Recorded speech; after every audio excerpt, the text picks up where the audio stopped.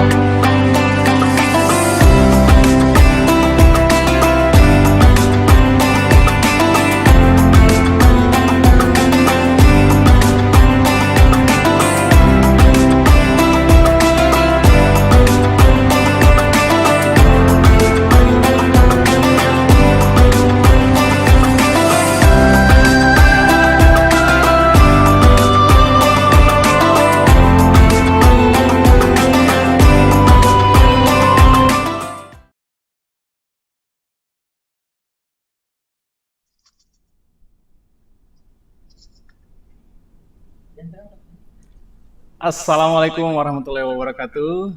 Selamat malam semuanya. Salam sehat serta salam sejahtera untuk kita semua. Ya, alhamdulillah. Pertama-tama marilah kita panjatkan puji syukur kehadirat Allah Subhanahu wa taala atas limpahan berkah rahmat dan ilahinya lah sehingga kembali dipertemukan kita pada acara Gen Ramadan yang dilaksanakan kembali pada tahun ini, yaitu acara Gen Ramadan yang kedua atau jilid kedua yang telah dilaksanakan sebelumnya pada tahun 2020 dan kemudian tahun ini bertepatan dengan 1442 Hijriah. Dan pada sesi kali ini Gen Ramadan kita masuki pada sesi talk show Ramadan. Dan tak lupa pula kita kirimkan salam dan taslim kepada junjungan Nabiullah Muhammad SAW, Nabi yang telah membawa kita dari alam kegelapan menuju ke alam yang terang-terang hingga saat ini. Baiklah, para hadirin semuanya, tentu yang terhormat, kembali kita menyapa dulu kepada Ayahanda Dekan Fakultas Kedokteran Universitas Muslim Indonesia, beserta para wakil dekan, para dosen, kemudian dan staf, serta adik-adik mahasiswa yang alhamdulillah bergabung bersama kita melalui Zoom meeting dan juga kita menyambungkan ke channel YouTube Fakultas Kedokteran Universitas Muslim Indonesia. Nah, sebelum kita melanjutkan pada acara talk show kita yang insya Allah nanti pada malam hari ini kita akan ada dua pembicara yang insya Allah pakar pada bidangnya masing-masing, tentunya dengan tema yang menarik yang tadi sudah disinggung oleh Dr. Agung, yaitu aplikasi Sunnah Rasulullah Sallallahu Alaihi Wasallam untuk hidup sehat. Dan tentunya nanti kita akan membagi subtema antara kedua pemateri kita. Tetapi sebelum kita lanjut ke acara berikutnya, maka ada baiknya untuk kita mendengarkan dulu sepatah kata dari sambutan Dekan Fakultas Kedokteran Universitas Muslim Indonesia. Langsung saja kita persilakan Ayahanda Profesor Dr. Haji Syarifuddin Wahid, PhD, SPPA Konsultan, SPF DFM.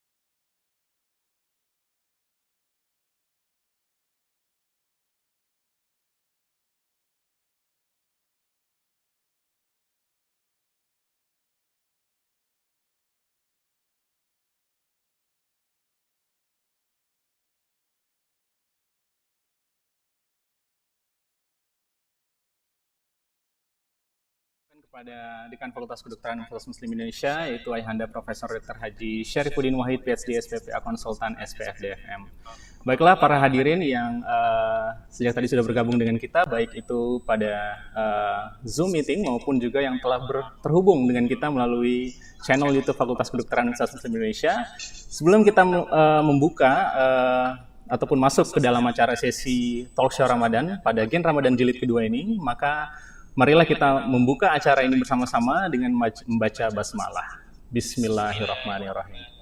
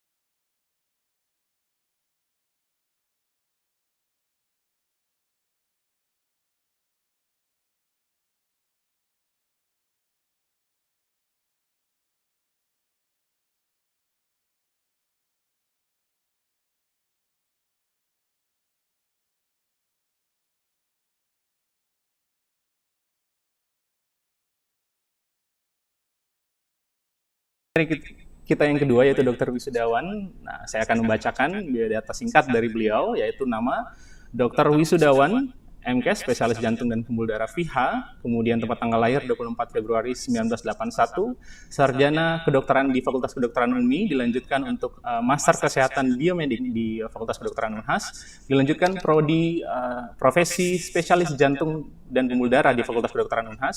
Beliau saat ini menjabat sebagai dosen Fakultas Kedokteran UNMI, Kepala Bagian Jantung dan Pembuluh Darah Fakultas Kedokteran UNMI, juga sebagai dokter spesialis jantung di Rumah Sakit Ibnu Sina, Rumah Sakit Andi Makassau, dan juga RS Wisata UID, dan juga merangkap sebagai Direktur Utama RS Wisata UID. Alhamdulillah kita sudah bergabung dengan kedua pemateri.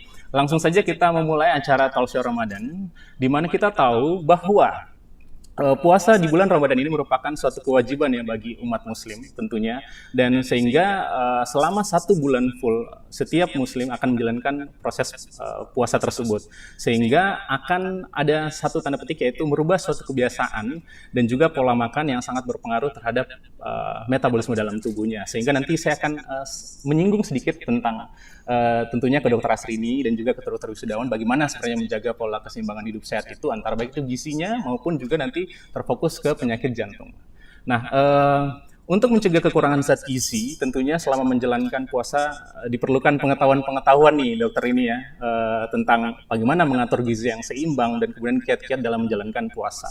Langsung saja mungkin saya ke pemateri pertama, kita nanti akan talkshow sedikit bertanya-tanya, kemudian dokter ini akan menjawab ya. Untuk pertanyaan pertama, sesuai dengan background yang saya sampaikan tadi, kira-kira penjelasan mengenai gizi seimbang mungkin bisa disampaikan sedikit oleh Dr. Asrini kepada kita semua, seluruh audiens yang mendengarkan. Saya persilakan kepada Dr. Asrini.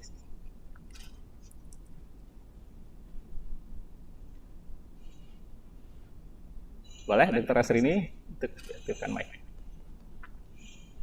Ya, silakan Dokter Tomo. Iya, sesuai dengan yang saya sampaikan di awal tadi, untuk menjaga pola keseimbangan gizi, maka kita akan mendengarkan nih dari pakar dari spesialis gizi klinik, dokter ini mengenai bagaimana sebenarnya penjelasan mengenai gizi seimbang itu, terutama nanti mau di-compare dengan pada bulan suci Ramadan ini. Saya persilakan untuk Dokter Asrini Sapitri.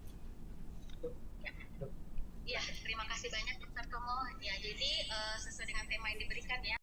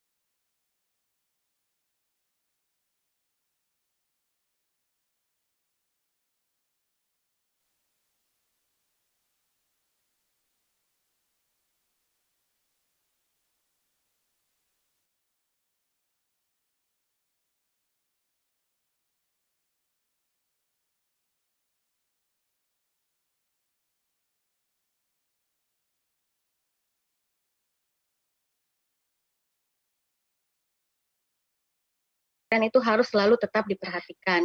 Nah, di prinsip pola hidup seimbang yang selanjutnya itu adalah bagaimana kita memperhatikan atau menjaga pola aktivitas fisik kita. Jadi selama Ramadan ya tentunya bukan hanya karena puasa ya, jadi akhirnya kita malas untuk beraktivitas ya. Jadi apapun aktivitasnya itu tetap harus dilakukan. Jadi misalnya hanya naik turun tangga dan seterusnya itu merupakan salah satu aktivitas fisik yang ringan tentunya bisa kita lakukan.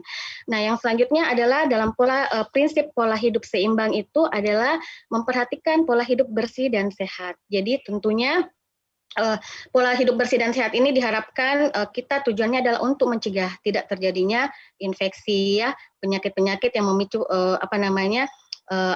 terjadinya infeksi. Dan yang prinsip yang selanjutnya yang pada pola gizi hidup seimbang itu adalah bagaimana kita bisa tetap mempertahankan berat badan normal kita tentunya untuk mencegah tidak terjadinya masalah gizi. Masalah gizi di sini bisa terjadi dua, apakah dia jatuh dalam keadaan malnutrisi, misalnya jatuh dalam keadaan underweight atau gizi buruk, gizi kurang, atau gizi yang berlebih. Masalah gizi yang berlebih seperti bisa terjadi overweight ataupun obesitas. Seperti itu mungkin Dokter Tomo untuk masalah gizi seimbang yang tentunya kita harus ketahui dulu dasarnya, Dokter Tomo. Beda-beda ya dok ya antara setiap orang, sehingga memang harus dibutuhkan tadi yang seperti yang dijelaskan oleh Dokter Asrini, makronutrien, mikronutriennya harus seimbang. Nah terkadang ini dok dikacaukan oleh beberapa orang atau beberapa orang awam yang berpikir bahwa makronutrien yang harus saya konsumsi atau mikronutrien harusnya lebih banyak nih, sehingga dia tidak mengetahui bahwa kebutuhan yang dibutuhkan oleh tubuhnya harusnya hanya seperti ini. Contoh lagi dengan adanya COVID-19, sehingga banyak orang berbondong-bondong membeli dan menghabiskan vitamin yang ada. Dan bagaimana sebenarnya dokter untuk melihat kondisi seperti itu dok? Apakah betul sesuai seperti itu, ataukah ada kiat-kiat seperti ini dok yang bisa disampaikan kepada kita semuanya dokter? Ya, terima kasih Dokter Tomo. Jadi memang di era pandemi seperti ini ya, banyak sekali masyarakat awam ya tentunya untuk meningkatkan imunitas tubuh akhirnya mengkonsumsi suplementasi ya. Mungkin suplementasinya juga berlebihan. Yang perlu diketahui di sini adalah setiap kita makan, mau makan sayur ataupun buah itu sebenarnya sudah mengandung komponen vitamin-vitamin yang diperlukan oleh tubuh ya. Nah, tapi memang jumlahnya terbatas kalau kita dapatkan dari sayur atau buah. Yang kalau misalnya ingin memenuhi itu memang memerlukan porsi yang jauh lebih banyak mungkin ya. Misalnya kita harus mengkonsumsi vitamin C ya, vitamin C untuk memperbaiki imunitas tubuh kita. Nah, sebenarnya angka kecukupan gizi vitamin C untuk tubuh kita itu sendiri ya untuk perempuan itu sekitar 75 mg saja per hari, Dokter Tomo ya. Kalau laki-laki sekitar 90 mg per hari. Nah, tetapi karena ingin memperbaiki imunitas, akhirnya bisa mengkonsumsi suplementasi itu lebih dari angka kecukupan gizi yang dibutuhkan. Nah, sebenarnya kalau misalnya kita mengkonsumsi cukup buah, misalnya makan 3-4 porsi dalam satu hari, misalnya makan konsumsi jeruk, itu saja sudah bisa mencukupi angka kecukupan gizi kita per harinya. Ya, misalnya mengkonsumsi 2 biji jeruk, itu kan setara dengan kurang lebih 90 mg. Artinya kebutuhan untuk tubuh kita itu sudah cukup. Apalagi kita ada lagi dari misalnya dari makan sayur dan seterusnya. Tetapi untuk meningkatkan imunitas, kita bisa memang meningkatkan sampai kisaran 500 mg per hari. Nah, kalau memang kita rasa tidak cukup dapat dari makanan, itulah yang baru kita bisa tambahkan dari suplementasi ya. Tetapi hati-hati kalau misalnya suplementasinya berlebihan, hati-hati bisa menimbulkan efek samping mungkin yang tidak kita inginkan nantinya. Misalnya takutnya konsumsi vitamin C yang berlebihan ya, Dokter Tomo, akhirnya nanti mungkin bisa memicu terjadinya batu dan seterusnya. Makanya sebaiknya kalau mengkonsumsi seperti vitamin tersebut, imbangilah dengan minum air yang cukup supaya sisa zat vitamin C yang tidak digunakan oleh tubuh itu bisa dikeluarkan melalui urin ya. Jadi seperti kita ketahui kalau vitamin C itu kan dia larut air. Jadi kalau sisanya tidak terpakai ya tentunya akan dikeluarkan melalui kencing seperti itu. Makanya jangan heran misalnya tiba-tiba warna urin saya kok kuning sekali, Dok. Ya, mungkin itu karena sisa vitamin C yang tidak digunakan tubuh. Ya, sebenarnya untuk proses absorpsinya vitamin C itu saja sekitar 250 sudah cukup. Nah, sisanya itu nantilah yang akan dikeluarkan melalui urin. Nah, begitu juga dengan suplementasi vitamin lainnya ya. Kadang-kadang kita harus ya Dok, karena lagi pandemi Dok, saya butuh vitamin D. Ya, tentu vitamin D bisa kita konsumsi ya. Tapi kalau mau yang lebih bagus, yang lebih alami ya tentu kita bisa dapatkan misalnya dari sinar matahari pagi. Cukup berjemur di jam 10 ya, jam 9 atau jam 10 selama 15 menit itu bisa cukup memenuhi kadar vitamin D dalam tubuh kita ya. Nah, kecuali memang kurang berjemur ya Dokter Tomo, apalagi yang perempuan mungkin berhijab jarang kena sinar matahari. Itu bisa vitamin D contohnya bisa kita dapatkan dari sumber makanan, misalnya dari ikan, dari telur dan seterusnya ya. Tetapi kalau memang dirasa kadarnya kurang mencukupi, baru kita tambahkan biasanya dengan suplementasi. Iya, seperti itu kurang lebih Dokter Tomo. Iya, jelas sekali ya tadi disampaikan penjelasan mengenai gizi seimbang oleh dokter ini tadi. Nah, tadi juga ada beberapa poin yang sempat saya garis bawahi. Yang pertama, menjaga pola hidup sehat dan aktivitas, contoh ya, walaupun aktivitas ringan, contoh naik turun tangga, jalan ke tempat dari satu ruangan ke ruangan yang lain, kemudian pola hidup bersih dan sehat, kemudian mempertahankan berat badan normal, jangan sampai lebih underweight dan segala macam. Nah, kalau kita ingin mengcompare dengan keadaan saat ini, yaitu kita masuk dalam bulan suci Ramadan nih dokter ini, maka kita akan bertanya mungkin ya, mewakili teman-teman saya yang lain, mungkin kita akan bertanya bagaimana kalau begitu cara mengatur pola gizi yang seimbang dalam bulan puasa ini, Dok. Kita persilakan, Dok. Ya, terima kasih banyak Dokter Tomo. Ya, jadi bagaimana kita bisa mempertahankan ya, terutama berat badannya ini ya Dokter Tomo, takutnya tiba-tiba langsung selesai Ramadan langsung berat badannya naik dan seterusnya. Nah, makanya biasanya kami di gizi ya menghitung kebutuhan harian atau menghitung kebutuhan kalori per orang. Jadi masing-masing personal itu mempunyai kebutuhan kalori yang berbeda-beda ya. Jadi tentunya kalau misalnya makanan misalnya sebagai contoh seperti ini, kebutuhan kalorinya Dokter Tomo hanya 2.000. Otomatis makanan yang harus dikonsumsi Dokter Tomo adalah sekitar 2.000. Tetapi kalau misalnya makannya berlebih bisa sampai lebih 500 sampai 1.000, ya tentu nanti efek sampingnya ya akan meningkatkan peningkatan berat badan yang berlebih. Akhirnya bisa jatuh dalam keadaan obes ya, karena jumlah kalori yang diasup itu berlebih dari kebutuhan yang seharusnya dibutuhkan oleh tubuh Dokter Tomo. Begitu pula juga dengan kalau misalnya ternyata makanan yang dikonsumsi itu kurang ya, misalnya hanya makan 1.500 ya, otomatis nanti akan menyebabkan resiko untuk menjadi gizi kurang atau malah mungkin jatuh ke gizi buruk. Tetapi gizi buruk jarang sih, biasanya lebih ke gizi kurang. Jadi sebenarnya pola yang seimbang itu adalah sesuai dengan konsumsi kalori yang telah dihitung dan telah ditentukan sesuai dengan kebutuhan masing-masing personal seperti itu, Dok. Ya, kayaknya di layar kaca saya sudah lihat banyak adik-adik mahasiswa yang sudah mencatat-catat dok, oh kebutuhan diri saya nanti jangan sampai nanti mau konsultasi ke dokter ini karena banyak yang pos-posan dok, takutnya lebih tidak terjaga. Iya, apalagi makanannya mungkin nggak teratur ya, takutnya overfeeding ya, jadi over makanannya ya takut nanti obes ya jadinya seperti itu. Jadi yang penting intinya sebenarnya saya rasa adik-adik koas dan adik-adik mahasiswa sudah tahu bagaimana cara menghitung kebutuhan kalorinya. Jadi tentunya bisa diimplementasikan ya, bagaimana nantinya untuk bisa mengatur dietnya masing-masing. Iya, kalau tadi terima kasih banyak Dr. Azrina Satri, Sulawesi Klinik. Kalau tadi kita sudah membahas singkat mengenai gizi seimbang dan juga pola gizi seimbang selama bulan suci Ramadan atau bulan puasa ya. Sekarang kita beralih dulu ke Dokter Wisudawan. Tapi untuk Dokter Asri ini masih ada beberapa pertanyaan ya. Saya sudah siapkan untuk Dokter Asri ini. Tetap stay di frame masing-masing. Dan saya ke Dokter Wisudawan dulu. Untuk Dokter Wisudawan, bagaimana kira-kira kita ke pertanyaan pertama nih dok untuk manfaat puasa terhadap kesehatan jantung itu sendiri. Kira-kira silakan dok untuk Dokter Wisudawan. Baik, terima kasih Dokter Tomo. Bismillahirrahmanirrahim. Alhamdulillah, alhamdulillahirrahmanirrahim. Assalamualaikum warahmatullahi wabarakatuh. Kalau kita berbicara mengenai kesehatan jantung pada saat Ramadan, banyak sekali aspek yang perlu kita pahami. Satu, saya mencoba menarik ke belakang bahwa apa sih penyakit jantung itu. Jadi penyakit jantung kan secara garis besar ada 3 plus dengan penyakit pembuluh darah. 3 penyakit jantung terbesar. Pertama adalah penyakit jantung koroner. Penyakit jantung koroner ini kita ketahui adalah akibat dari penyempitan pembuluh darah koroner sehingga menyebabkan iskemik pada distal pembuluh darah arteri. Nah, penyakit jantung koroner ini yang kita kenal banyak menyebabkan serangan kematian mendadak.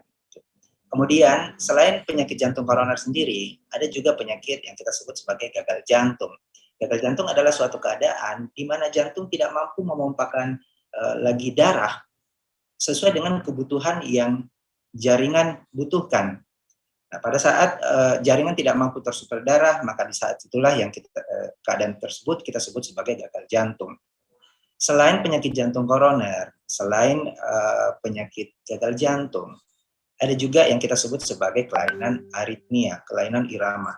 Kelainan aritmia yang paling gampang kita deteksi adalah jika pasien sering mengeluhkan rasa tidak enak di dada, berdebar-debar, terlalu cepat, atau bahkan kebalikannya, detak jantungnya terlalu lambat, bahkan bisa sampai kadang-kadang sampai pingsan. Inilah yang kita sebut sebagai kelainan irama. Di antara ketiga penyakit ini, gagal jantung, penyakit jantung koroner, kelainan irama, kesemuanya ini adalah penyakit degeneratif. Kalau kita berbicara penyakit degeneratif, seharusnya penyakit ini normal datang di usia, atau maksudnya penyakit ini normal ada seiring dengan bertambahnya usia. Tetapi yang menjadi tidak normal kalau semua simptom-simptom dari PJK, gagal jantung, aritmia, datang di umur yang masih terlalu muda. Umur 40 tahun, umur 50 tahun, umur 60 tahun. Jadi yang sebelumnya, yang seharusnya belum muncul, kemudian muncul, itulah kita sebut sebagai penyakit degeneratif. Nah, apa benefit dari puasa terhadap penyakit-penyakit kardiovaskuler?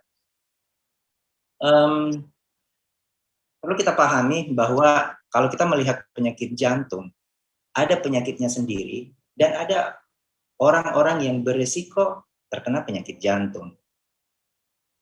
Orang yang berisiko penyakit jantung, ya orang yang dengan obes, orang dengan kelebihan berat badan, orang dengan DM, orang dengan peningkatan tekanan darah, orang dengan kadar lipid yang tidak terkontrol, aktivitas dan gaya hidup yang tidak sehat, kesemuanya ini dapat menyebabkan penyakit jantung. Nah,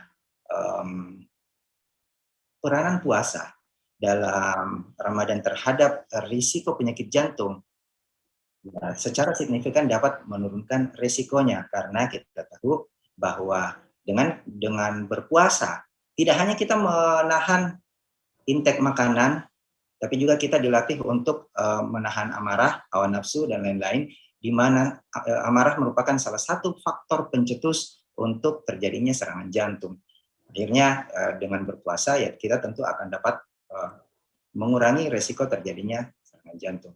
Tetapi sebetulnya apapun manfaat-manfaat, kita banyak mendengarkan dalil-dalil yang mengenai puasa.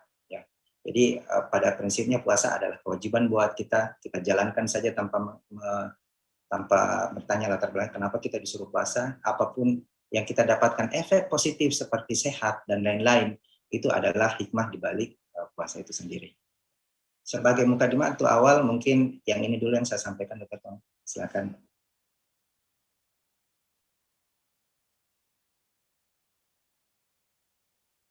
Bisa diredam sebenarnya kalau misalkan dalam proses bulan suci Ramadan ini, salah satunya yang amarah sebagai faktor pencetus tadi, penyakit jantung koroner yang ujungnya jadi iskemik lalu kematian, kemudian ada juga gagal jantung, lalu tadi ada aritmia, semuanya sebenarnya bisa terkendalikan. Mudah-mudahan beberapa persen bisa lebih baik dengan berpuasa. Nah, kalau untuk beberapa pertanyaan berikutnya, ini juga kita akan compare tentang penyakit jantung itu sendiri. Dan bagaimana dengan orang sakit jantung, apakah bisa untuk berpuasa? Bagaimana tanggapan Dr. Wisudawan terhadap itu? Pertama, puasa sendiri itu dia bisa memberi efek yang baik buat jantung. Tetapi puasa juga bisa memberi efek yang tidak baik buat jantung. Kembali lagi bagaimana kita bisa menahan hawa nafsu kita. Misalnya kalau kita bisa mengontrol emosi, menahan amarah dan lain-lain, tentu ini selain baik untuk pada kita, ini juga baik untuk jantung kita.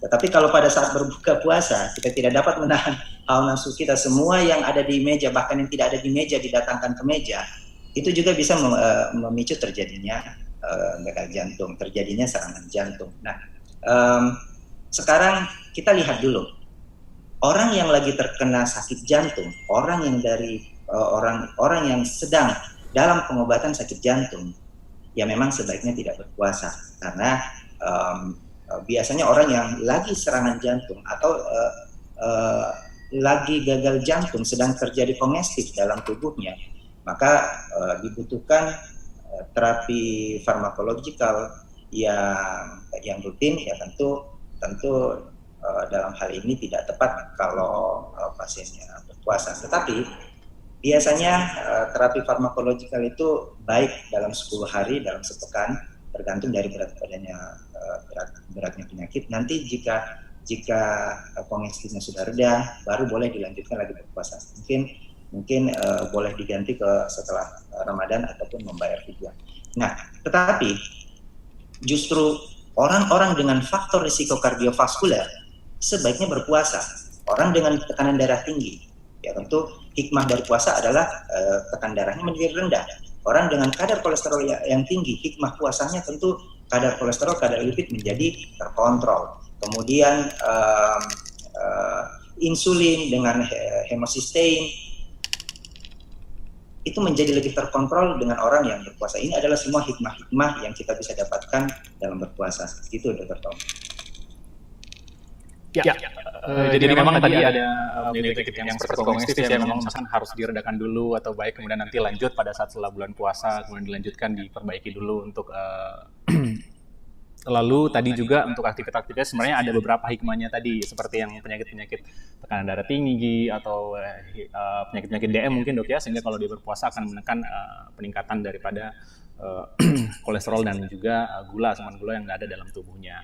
Nah, pertanyaan, jadi sebenarnya terkait aktivitas fisik selama bulan puasa itu seperti apa, Dok? Itu mungkin bisa juga sekalian kiat-kiatnya sehingga bisa dipaparkan pada talk show Ramadan kita kali ini. Saya persilakan pertama mungkin untuk Dr. Rini Sapitri.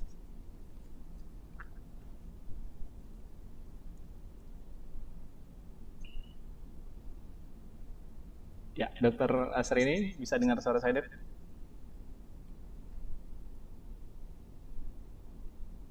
Atau kita ke Dokter Wisudawan dulu? Tentunya selama bulan Ramadan kita tetap bisa melakukan kegiatan-kegiatan atau aktivitas fisik yang ringan, terutama kurang lebih 2 jam ya sebelum menjelang buka puasa sebaiknya kita melakukan aktivitas fisik tersebut. Jadi di antara jam 16 sampai jam menjelang buka puasa lah. Nah, jenis aktivitas fisik apa yang bisa dilakukan? Ya tentunya kita bisa memilih jenis aktivitas fisik yang ringan sampai sedang. Nah, waktunya, durasinya bagaimana dok? Biasanya kita memberikan menyarankan untuk aktivitas fisik itu sekitar 15 sampai 30 menit. Ada juga yang menyarankan sekitar 30 sampai 45 menit. Jadi tergantung waktu yang diperlukan untuk masing-masing orang. Nah, selanjutnya jenis aktivitas fisik apa yang bisa dilakukan? Ya, tentu bisa misalnya jogging ya atau mungkin bisa bersepeda ya atau mungkin cukup dengan jalan kaki ringan. Biasanya itu untuk sambil ngabuburit ya tentunya Dokter Tomo bisa dilakukan. Jadi aktivitas fisik yang ringan seperti itu saja sudah cukup untuk kita lakukan di bulan suci Ramadan seperti ini, Dokter Tomo. Mungkin seperti itu, Dokter Tomo.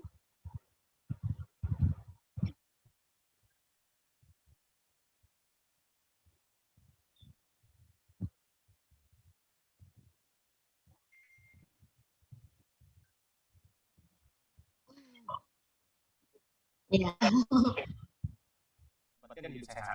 Nah, saya ke Dokter Wisudawan mengenai aktivitas fisik, terutama pasien-pasien kardio nih dok, pada selama bulan suci Ramadan, bulan puasa. Jadi silakan dok. Ya, saya setuju dengan Dokter Asrini, kurang lebihnya sama. Jadi gini, jangan kita mengurangi hikmah Ramadan jangan kita mengurangi hikmah puasa Ramadan yang kita dapatkan. Jadi kalau kita puasa, kemudian di akhir Ramadan kita mendapatkan berat badan yang lebih ideal, itu adalah hikmahnya. Tetapi kalau kita sudah bisa melakukan intermittent fasting, kita sudah melakukan puasa selama Ramadan, tetapi dibarengi juga dengan dalam ibadah yang tadi tidur, lebih banyak yang tidur, jadi hitung-hitungannya kalori yang dikeluarkan akan berkurang juga. Jadi Ramadan kita tidak akan mendapatkan berat badan yang lebih ideal di saat Lebaran nanti, bahkan bisa pada saat Lebaran bisa semakin bertambah. Nah, aktivitas apa yang baik? Tentu memang aktivitas berat tidak cocok untuk dilakukan pada orang yang berpuasa. Ya, pertama ya tentu menghindari resiko dehidrasi. Jadi aktivitas ringan sampai sedang sebaiknya tetap dilakukan. Tidak ada pembenaran untuk karena lakukan puasa lebih banyak menggunakan lift, tidak menggunakan tangga, karena tetap lebih baik melakukan aktivitas menggunakan tangga, atau pada saat parkir lebih jauh dari tempat tujuan supaya kalau turun dari mobil kita bisa berjalan, itu juga bagus untuk sebagai aktivitas fisik untuk selama berpuasa. Kemudian, tetapi sekali lagi di sini ada 2 aspek. Orang dengan faktor resiko kardiovaskular tentu baik untuk melakukan aktivitas fisik. Tetapi untuk pasien-pasien yang sedang atau sementara dalam keadaan gagal jantung, tentu tidak disarankan untuk melakukan aktivitas fisik. Ada pembatasan aktivitas sesuai dengan derajat gagal jantungnya. Kita tahu derajat gagal jantung ada NIHA 1, 2, 3, dan 4 paling berat, NIHA 1 paling ringan. Dilakukan penyesuaian aktivitas sesuai dengan derajat NIHA dari penyakit jantung tersebut. Ya, misalnya, jika memang pasiennya NIHA 3, jadi tentu pembatasan aktivitas yang boleh dilakukan hanya sebatas aktivitas ringan. Kalau NIHA 2 itu boleh dengan aktivitas sedang maksimal. Kalau NIHA 1 minimal tidak sampai mencapai aktivitas yang sangat berat. Gitu. Intinya dengan pelatihan aktivitas fisik akan memperbaiki performa dari jantung. Puasa dilakukan dengan aktivitas fisik yang sesuai dengan kemampuan tubuh tentu akan memberi result terhadap jantung yang jauh lebih baik dibandingkan berpuasa tetapi seharian tidur dan tidak beraktivitas. Gitu Dokter Tomo. Ya. Jadi catatan penting nih dok buat kaum berbahan yang banyak sekali masih tidur-tiduran dok ya, malas untuk beraktivitas. Nah itu tadi beberapa kiat-kiat ya yang telah disampaikan dokter Wisudawan, dokter Astri ini. Kita senang sekali sebenarnya kalau berbicara masalah gizi dan ilmu dan jantung dan pembuluh darah serta amalan yang dilakukan di bulan puasa kayaknya tidak cukup waktunya dok ya, hanya waktu 1 jam bahkan seperti ini. Dan untuk pada sesi kali ini, pada Talk Show Ramadan, kami membuka sesi tanya jawab. Kami persilakan kepada seluruh audiens untuk bertanya, boleh secara langsung maupun secara chat, baik di Zoom maupun di channel YouTube Fakultas Kedokteran Universitas Muslim Indonesia. Kami persilakan. Ayo, dokter-dokter ataupun atau adik-adik mahasiswa yang ingin bertanya, kami persilakan.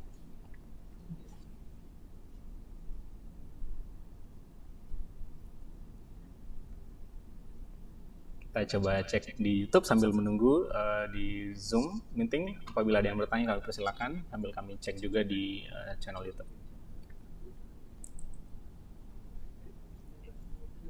Sambil menunggu pertanyaan, saya ingin melengkapi diskusi kita. Ya, kami silakan dok. Bagaimana cara berpuasa bagi orang-orang yang sementara melakukan pengobatan rawat jalan penyakit jantung?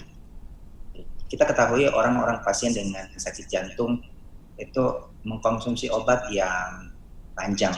Ada yang 3 bulan, ada yang 6 bulan, tergantung dengan severity dari penyakitnya. Ini sambil menunggu pertanyaan Dr. Tomo. Silahkan dipotong jika ada penanya. Pertama, kembali ke keadaan umum pasien. Kalau memang keadaan pasien hanya NIH 1 ataupun NIH 2, tetap boleh berpuasa. Yang dilakukan adalah penyesuaian konsumsi obat. Obat yang 2x1 tentu bisa disesuaikan, dimakan sebelum imsak ataupun setelah berbuka puasa. Obat yang 3x1 dilakukan penyesuaian, di mana obat yang satunya mungkin diminum sebelum tidur. Jadi tetap obat-obat jantung yang dikonsumsi tetap bisa dikonsumsi, tinggal diatur pola minumnya sambil tetap berpuasa. Jam berapa dok? Jam 4 ya? Dul, aktifkan suaraku dulu. Dr. Tomo. Terima kasih banyak dok. Mungkin ada pertanyaan untuk audiens, kami silakan sebelum kita tutup. Boleh dok? Ya, kami persilakan untuk Dr. Nas, silakan dok. Ya. Kami menunggu pertanyaan yang lain. Bismillahirrahmanirrahim. Assalamualaikum warahmatullahi wabarakatuh. Ada pertanyaan yang singkat ini dan saya rasa penting sekali untuk diberikan pemahaman kepada adik-adik kita dan calon-calon dokter untuk di masyarakat ya, bahwa sebenarnya terkadang masyarakat itu berpikir 2 hal ya, ketika dia berpuasa dengan segala komplikasinya termasuk penyakit jantung dan pada diabetes dan juga pada kehamilan. Pertanyaan sederhana, mereka itu mau ibadah atau menzalimi dirinya? Nah itulah kenapa perlunya ada pakar, orang-orang yang diberi amanah seperti kita ini, Dr. Wisudawan, Dr. Astri ini ya, bahwa kepakaran kita lah, kompetensi kita lah yang kemudian bisa tidak.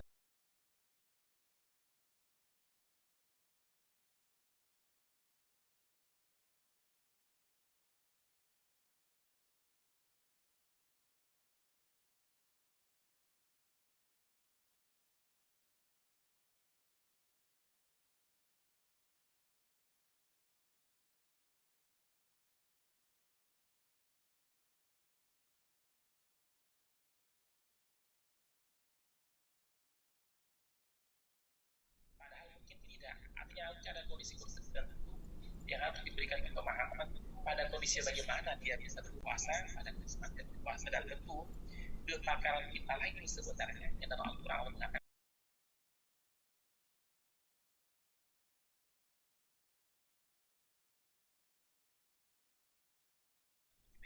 khalifah perwakilan Allah di muka bumi diberikan untuk jangan puasa, boleh puasa. Kan sangat berpengaruh apakah dia berjaya, mengganti atau bersedia dia. Karena beda kategorinya ya. Dia tidak mampu atau dia bekerja, dia sakit misalnya. Mungkin bisa dijawab tersedia saat ini. Ya, kami silakan dok, boleh. Mungkin dokter Asrini atau duluan? Ya, terima kasih Dokter Nas. Ya, jadi betul ya. Kadang-kadang pasien datang ke kita, misalnya contoh kasus yang Dokter Nas tadi sampaikan, dok, bagaimana saya ada penyakit diabetes mellitus seperti ini, apakah saya bisa berpuasa? Ya, jadi misalnya pada kasus seperti ini kita melihat dulu kondisi pasien. Jika memang pasien itu tidak memiliki resiko yang berat, dalam hal ini tidak ada resiko misalnya sering hipoglikemia dalam kadar gula darahnya menurun dalam 3 bulan terakhir mungkin, atau tidak ada resiko untuk terjadi berat dari terjadinya diabetes mellitus itu, ya tentu disilahkan untuk berpuasa. Tetapi yang pertama sebelum dia melakukan si pasien itu berpuasa, khususnya pada pasien dengan penyakit-penyakit tertentu, ya sebaiknya memang yang pertama adalah kontrol terlebih dahulu ke dokter spesialis atau dokter yang biasa dikunjungi oleh si pasien. Dan yang kedua adalah bagaimana misalnya pada pasien diabetes mellitus tadi kita tetap mengaturkan pola dietnya mengikuti dengan pola konsumsi obat yang telah diberikan di pasien. Jadi contohnya misalnya pada pasien DM, dok, saya bisa tidak puasa? Tentu bisa Bu, kalau misalnya kadar gula darahnya terkontrol ya dengan minum obat. Nah, bagaimana dengan pola makan saya dok? Ya tentu bisa Bapak Ibu untuk berpuasa, tapi biasanya kita menyarankan untuk khususnya ya pada pasien diabetes mellitus itu kita ada namanya 3J ya, 3J. Apa itu 3J? Itu adalah kita melihat jenis makanan apa yang bisa dikonsumsi pasien. Tentunya kita memilih jenis makanan yang tentunya karbohidratnya yang kompleks. Kenapa harus memilih karbohidrat yang kompleks? Karena diharapkan dengan karbohidrat yang kompleks itu serat yang cukup bisa pengosongan lambungnya lebih lama. Akhirnya pasien kan tidak gampang untuk jatuh dalam keadaan hipoglikemi. Yang kedua adalah bagaimana kita memperhatikan adalah itu yang pertama adalah jenis makanannya, yang kedua adalah jadwalnya.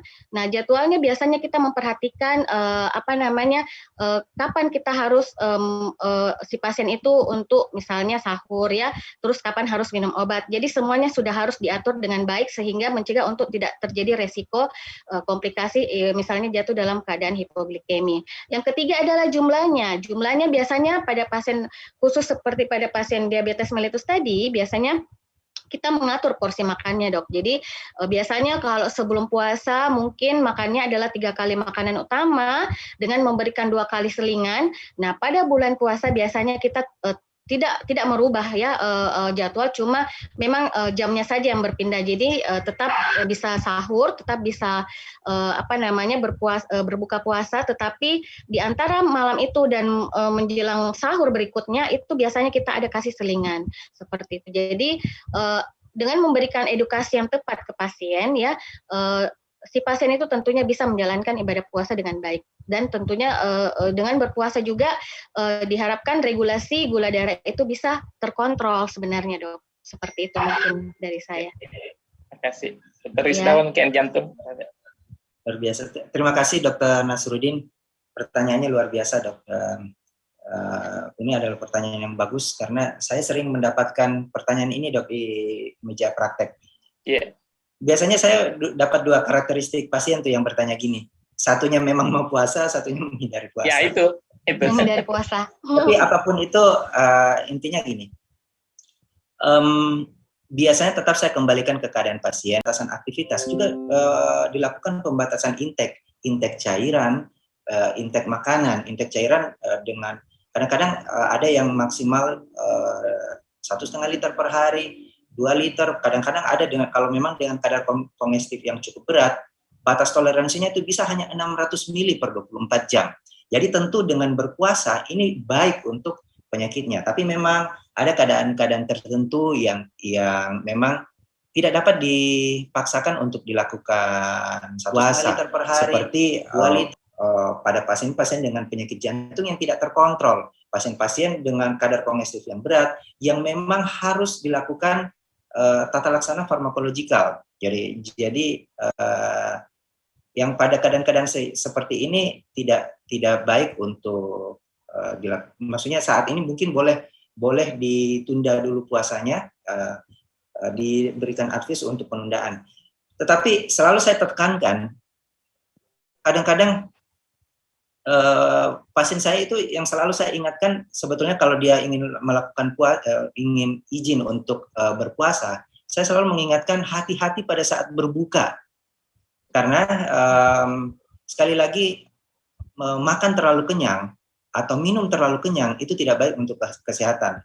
Itu dapat merangsang refleks vagus yang akhirnya nanti akan memicu sudden cardiac death pada pasien-pasien dengan penyakit jantung. Kemudian selain saya selalu memperingati hati-hati pada saat berbuka, saya juga selalu memperingati hati-hati pada saat Lebaran. Luar biasa ini bagaimana jadi biasanya modal kita yang sudah bagus waktu puasa hancur pada saat Lebaran. ada lepas setan yang dibelenggu. Yang 4 minggu jadi hancur dengan 3 hari. Jadi biasanya poin-poin ini yang kita titik beratkan terhadap pasien, bagaimana mereka bisa tetap berpuasa, melatih pengontrolan emosi, kemudian pada saat berbuka puasa bagaimana supaya tidak terlalu berlebihan pada saat berbuka, dan pada saat Lebaran nantinya bagaimana untuk kebiasaan-kebiasaan baik yang sudah terlaksanakan selama sebulan penuh Ramadan tetap terjaga, tidak dirusak pola dietnya. Kira-kira gitu, Dr. Hans. Terima kasih pertanyaannya. Ya. Boleh Dr. Tomo saya lanjut sedikit? Ya. Jadi saya menyimpulkan ini bagus sekali nih jadi satu flyer atau besok ditulis untuk di koran ini di media, syarat dan tips berpuasa bagi penyakit jantung dan gangguan metabolik. Wah, sudah luar biasa syiarnya lagi nih ya.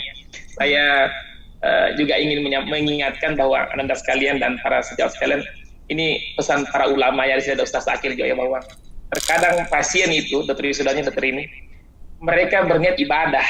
Pada sesungguhnya kalau mereka tidak sadar dengan kondisinya, dia tidak beribadah, dia menzalimi dirinya sendiri. Dan ketika hukum itu ada, maka dia tidak beramal, itu berdosa. Itu makanya harus diingatkan kepada pasien-pasien. Maka mereka takut kehilangan berkah Ramadan, takut mengganti. Kalau fidyah tidak itu, mereka tidak takut fidyah, yang dia takut adalah mengganti.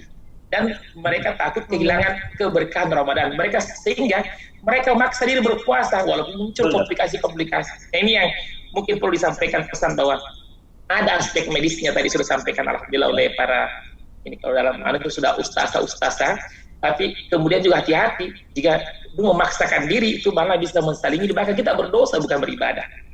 Dan mungkin saya tambahkan sedikit ya, saya senang sekali ayat ini ya. Abi izin Ustaz, surah soal Isra ayat 36 ya. Bismillahirrahmanirrahim. Wala taqu ma laysa laka bi ilmu innas sam'a wal absara wal fu'ada kullu ulaika kana anhu mas'ula. Dan janganlah kau mengikuti apa yang kamu tidak mempunyai pengetahuan tentangnya. Sesungguhnya pendengaran, penglihatan, dan hati semua itu akan dimintai pertanggungjawabannya. InsyaAllah, saya kira inilah kita semua. Tabe, sebagai penutup Dr. Tomo, saya ingin sampaikan berita gembira kepada Dr. Wisudao dan saudara kita semua ini ya, para dokter, calon dokter Anda. Tadi kami ada diskusi di lembaga dakwah kampus ya, dengan bersama Ustaz Akil ya. Ternyata, Tabe, Ustaz Akil ya, bahwa ternyata ulama yang sesungguhnya itu sebenarnya apa kita lihat hari ini. Ketika seseorang dengan kepakarannya berbicara tentang ilmunya dan dapat meningkatkan dan membuktikan apa yang Allah tulis dalam ayat-ayat Al-Quran, maka sesungguhnya itulah ulama yang sesungguhnya. Jadi pendalaman pengetahuan antara fikir dan zikir, ayat kauniyah dan kauniyah menjadi satu kesatuan terpisahkan. Masya Allah, semoga kita semua bisa menjadi ulama-ulama yang membawa syiar-syiar Islam ke pemuka bumi ini untuk umat manusia. Amin. Barakallah. Terima kasih banyak. Assalamualaikum warahmatullahi wabarakatuh. Waalaikumsalam warahmatullahi wabarakatuh. Waalaikumsalam.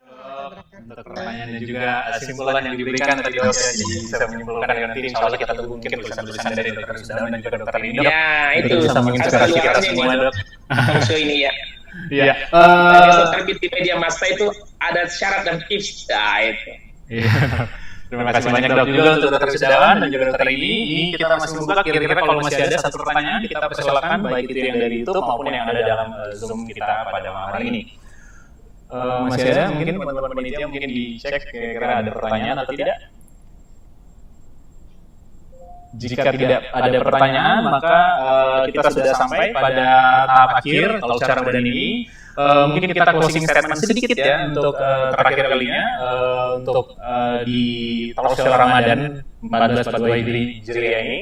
Yang pertama untuk Dr. Ini dulu, lalu Dr. Wisudao closing statement-nya untuk kiat-kiatnya mungkin yang terakhir kami persilakan Dr. Astrid Saptri dan juga Dr. Wisdawan. Pertama dari Dr. Astrid Saptri. Ya, terima kasih banyak Dr. Tomo. Jadi berkaitan dengan konsep tadi, konsep gizi seimbang yang disampaikan dengan kaitannya dengan berpuasa, ya tentunya kita harapkan dengan berpuasa tidak mengurangi makna untuk tidak mengurangi untuk bisa konsumsi makanan yang baik ya. Jadi pemilihan jenis makanan yang tepat, pemilihan jenis makanan yang tepat, pemilihan aktivitas fisik yang tepat itu tetap bisa kita lakukan selama menjalankan ibadah puasa. Jadi tidak ada alasan mungkin bahwa dengan berpuasa saya harus bermalas-malasan. Jadi seperti itu. Jadi intinya adalah bagaimana kita tetap bisa memenuhi komposisi keanekaragaman makanan itu dengan tadi yang sudah disampaikan, memenuhi seluruh komposisi makronutrien dan mikronutrien yang dibutuhkan oleh tubuh. Dan tentunya selama berpuasa juga harus diperhatikan pada kondisi-kondisi tertentu ya. Jadi kondisi-kondisi tertentu ya tentu bisa menjalankan ibadah puasa kalau dia tidak memiliki resiko yang berat ya, seperti itu. Nah, kalau misalnya resiko yang berat tentunya tadi seperti pada Dr. Wisdawan menyampaikannya, kalau misalnya dia ada ternyata dengan penyakit-penyakit yang berat, CHF misalnya, ataupun misalnya dengan kondisi-kondisi penyakit seperti diabetes yang berat, mengalami hipoglikemia berulang, ya tentu tidak disarankan untuk berpuasa. Jadi intinya adalah disilahkan untuk semua pasien-pasien dengan kondisi medis tertentu untuk bisa menjalankan ibadah puasa dan tetap memperhatikan pola makanan yang seimbang, seperti itu mungkin. Terima kasih Dr. Tomo. Ya, terima kasih banyak Dr. Saptri. Last but not least, kita silakan langsung Dr. Wisdawan. Buat jantung, apakah untuk dengan orang-orang dengan faktor risiko kardiovaskuler ataupun bahkan pada pasien-pasien yang sedang sakit jantung itu sendiri. Tentu maksud saya di sini adalah orang-orang yang sedang dalam sakit penyakit jantung tetapi dalam toleransi yang diperbolehkan untuk berpuasa. Betapa besarnya makna dari menahan hawa nafsu terhadap kesehatan jantung itu sendiri. Tidak hanya pada saat berpuasa, bahkan pada saat berbuka puasa ada hikmah di balik itu sendiri. Dan kita ketahui bagaimana dengan pembatasan intake cairan, pembatasan intake cairan dan makanan pada orang-orang dengan gagal jantung kadang-kadang sangat bermanfaat untuk penyakit sendiri, di mana ini didapatkan dalam hikmah orang yang berpuasa.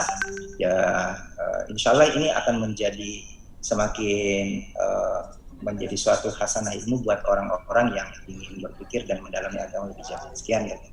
Ya. Terus yang saya juga terima kasih kepada partisipasi teman-teman. Di sini ada ayahanda saya, Bapak Dekan. Saya ingin mengucapkan assalamualaikum untuk ayahanda Dekan, wakil Dekan 1 dan 2, dan semua sejawat-sejawat sekalian. Mohon maaf jika ada kekurangan dalam penyampaian tadi ya. Saya juga ingin memohon maaf kepada panitia karena tidak dapat menggunakan background yang dibagikan. Virtual background. Kacamata saya juga ikut kuning kalau saya pakai. Sekian, Dokter, saya kembalikan. Iya, kita ucapkan terima kasih banyak dan mungkin juga nanti aplaus ya di rumah masing-masing untuk kedua narasumber kita dari studio dan ini juga sudah banyak partisipan yang tepuk tangan. Jadi sekali lagi terima kasih kami ucapkan Dr. Wisdawan, MKS SPJPPH dan juga Dr. Astrid Saptri, MKS SPGK atas ilmu yang diberikan dan juga kiat-kiat yang diberikan kepada kita semua. Insya Allah menjadi amal yang jariah pada kedua narasumber kita atas apa yang diberikan atau disampaikan kepada kami semua. Insya Allah kita akan amalkan dengan baik. Dan kami juga sudah dilantik Ustazah. Iya, Ustaz. Ya, betul. Iya. Ustaz dan Ustazah. Iya.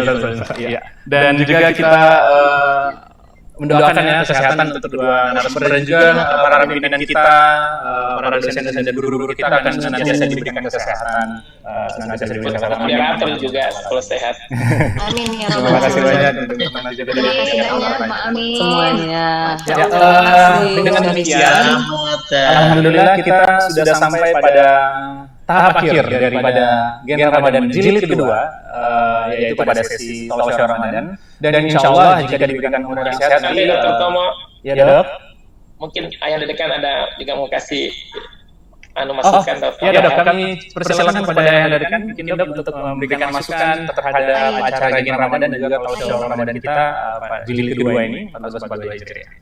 Kami persilakan untuk yang dedekan. Masih ada beliau? Coba masih ada dok, masih ada.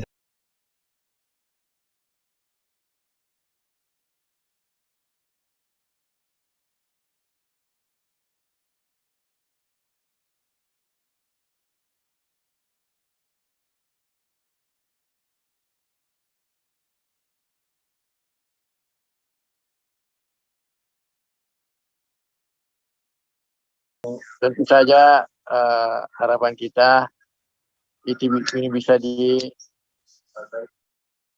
atau dilaksanakan. Dulu kenapa?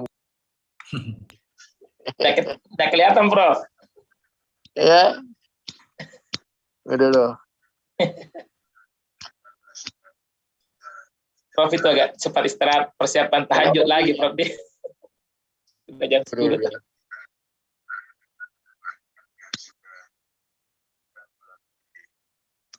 Ya, sudah. Ya, alhamdulillah, Prof.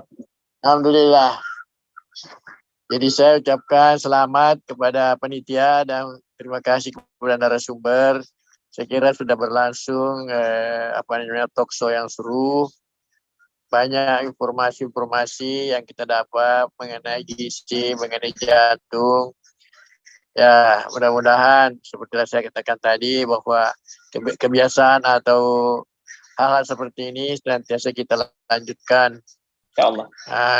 Di samping untuk kepentingan penambahan ilmu kita masing-masing, saling sharing, juga untuk membangun suatu kebiasaan yang baik buat kita semua, dan terpenting pula untuk pengembangan daripada kita semua, khususnya pada malam ini kita mendapatkan masukan dari narasumber. Ya, saya kira ini merupakan hal yang sangat penting untuk kedepannya kita lebih bina lagi atau lebih kembangkan lagi sehingga talk show ini bisa berkembang di tengah-tengah masyarakat.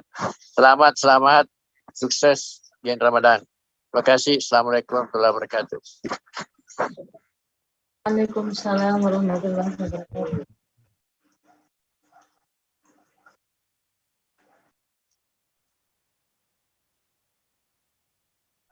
Turut menyapa ya para peserta yang hadir di channel YouTube Fakultas Kedokteran Universitas Muslim Indonesia. Dan sebelum kita menutup, mungkin kita mengambil dokumentasi dulu, baik yang ada di Zoom maupun yang nantinya ada di YouTube channel yang juga berpartisipasi pada chat-nya.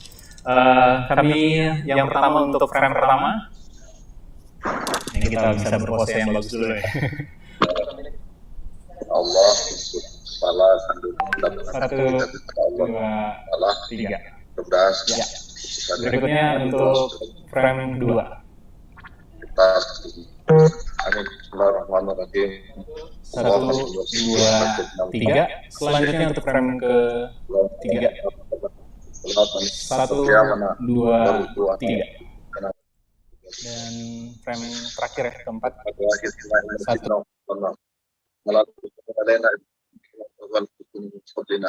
Rabbana la tuhammil alaina ma la taqdir lana warhamna maulana fansurna ya sabba iman wa yaqinan sadiqan dan wasiqan yang kemudian dirangkaikan dengan acara buka puasa bersama keluarga besar Sivitas Akademika Fakultas Kedokteran Universitas Muslim Indonesia. Dan besok akan ada banyak persembahan tentunya akan ditampilkan, baik itu dari dosen-dosennya, mahasiswanya, dan juga dari pegawai dan stafnya yang akan menampilkan persembahan yang insya Allah akan bagus ya, kita lihatnya akan lebih excited lagi nih. Kita beri tepuk tangan dulu untuk persembahan besok.